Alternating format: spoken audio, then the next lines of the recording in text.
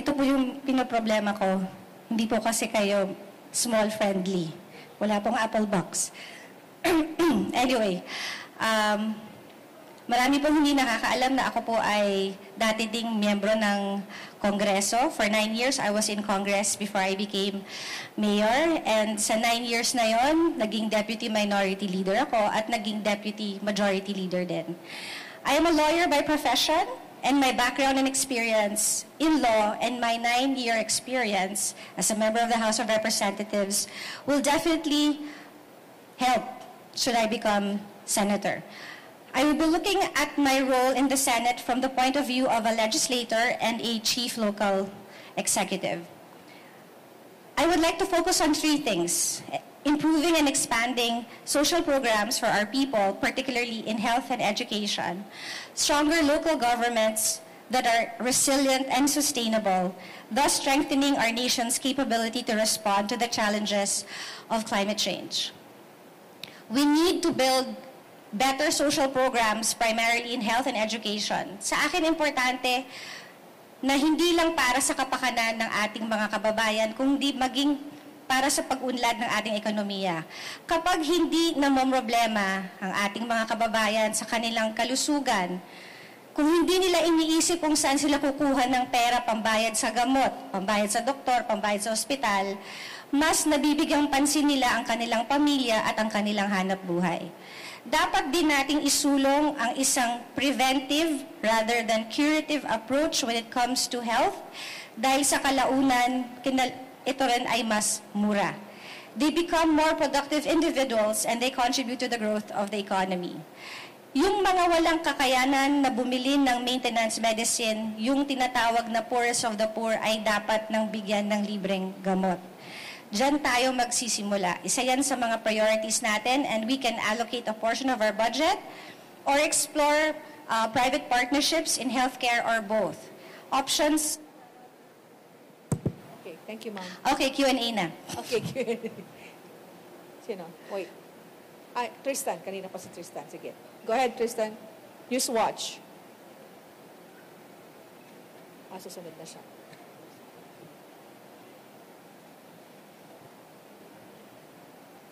Hello po, Mayor Abby.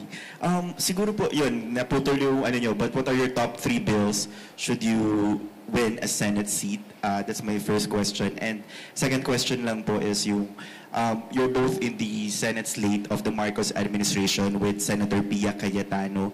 Given what transpired between Makati and Taguig, how ready are you to work with with another Senator Cayetano? Sorry, are you asking about Pia Cayetano or a different Cayetano? With okay. With Pia po, dahil parehas kayo sa Senate slate. So, Yeah.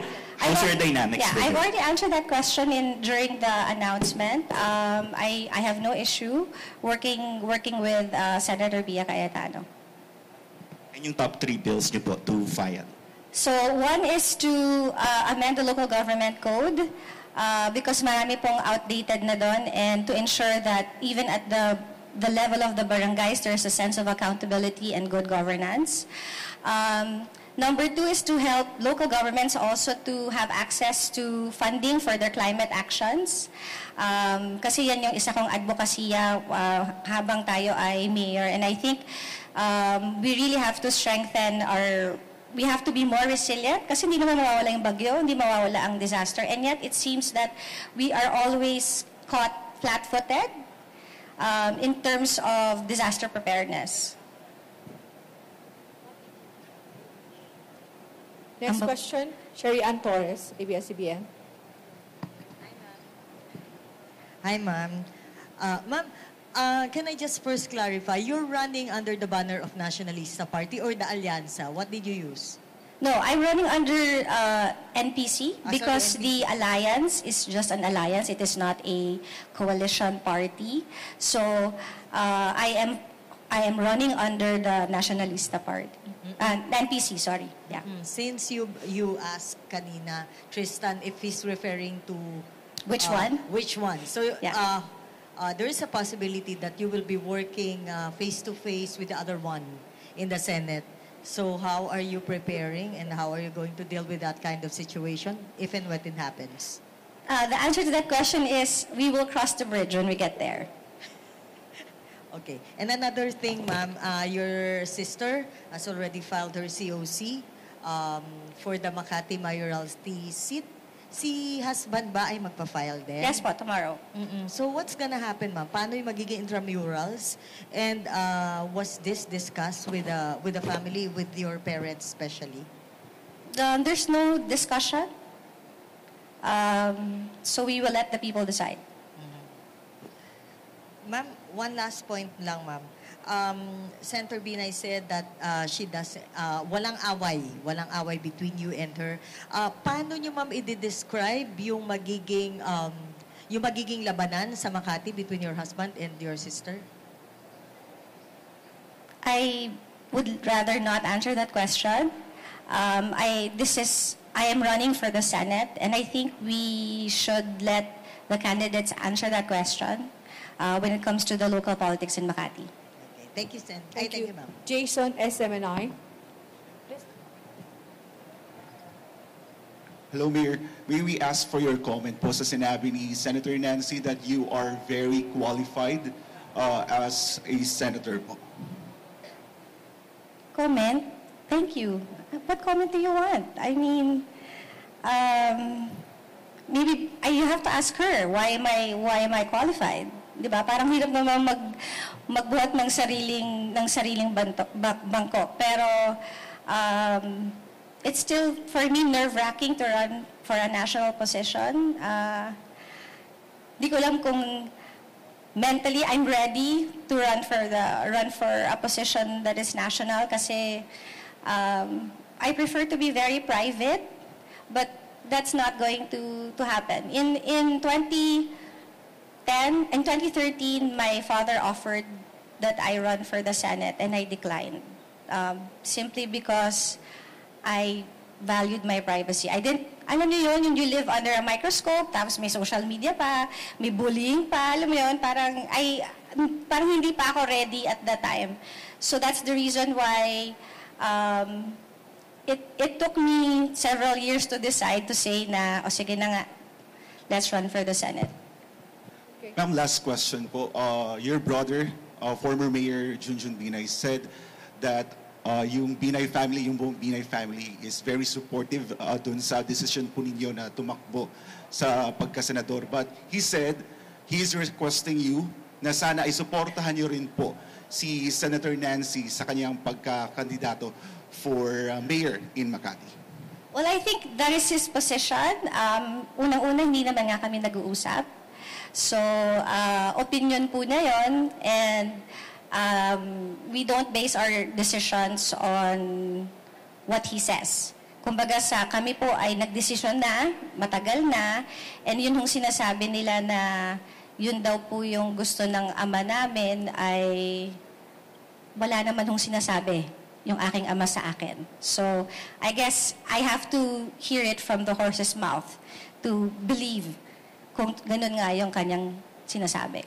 Thank you, ma'am. Robert Mano. Hi ma'am, good morning po. Konting backtrack lang ma'am, because nung kasagsagan nung Embo barangay issues and hindi naman pagiging senador agad yung naging inyong plano na tumakbo. Pwedeng naging konsiderasyon din yung pagtakbo sa Taguig as mayor. Ano po yung naging contributory factor why eventually led sa race sa senatorial yung inyong napagdesisyonan? And then second, will you ask some tips kay outgoing Senator Nancy Binay, considering na nakapag-launch na siya ng national campaign, baka sakaling makatulong po siya doon sa campaign team po na gagawin ninyo, ma'am. Thank you. Sorry, so yung unang tanong ay tungkol doon sa decision. Well, another option was not to run. So, yung unang iniisip na tumakbo sa Taguig was really an option because there were a lot of people that wanted me to run in Taguig.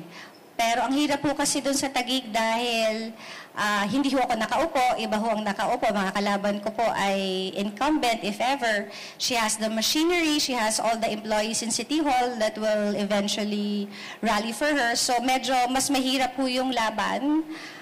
Although I do have the the solid support of those residents in Embo, in the Embo barangays. So yun ho yung reason kung bakit, kumbaga it was rather difficult. Although alam ko po na marami hong nanghihinayang na hindi po ako tumakbo sa Taguig. So the other question, for pointers, well, I think the difference between my sister and I is because I used to be a member of Congress. Marami po akong kilalang congressman, marami po akong kilala na ngayon po ay governor na o mayor na. So, I think in terms of running a national campaign on my end is, it will be different. Thank you very much po, ma'am. Thank you. Thank you po. Yeah.